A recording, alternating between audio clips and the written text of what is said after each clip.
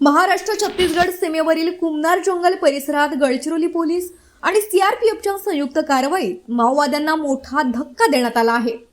नक्षल सप्ताहाच्या पार्श्वभूमीवर जंगलात जमिनीत पुरून ठेवलेला शस्त्रसाठा गुप्त माहितीच्या आधारे शोधून काढण्यात आला।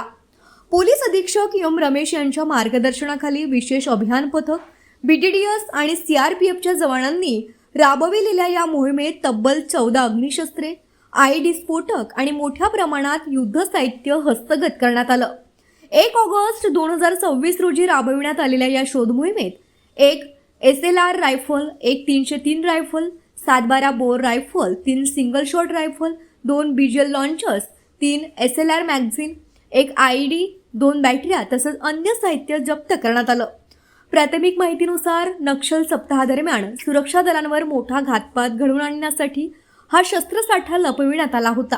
मात्र सुरक्षा यंत्रणांच्या सतर्कतेमुळे हा कट वेळेत उधळण्यात यश आलं।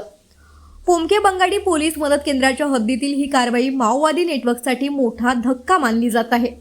अप्पर पोलीस अधीक्षक कार्तिक मधिरा, गोकुळराजजी, हर्षवर्धन बीजे तसंच पोलीस उपअधीक्षक सुनील उईके यांच्या देखरेखीखाली विशेष अभियान पथक, इंटेलिजन्स सेल, बीटीडीएस आणि सीआरपीएफच्या जवानांनी ही मोहीम यशस्वीपणे पूर्ण केली।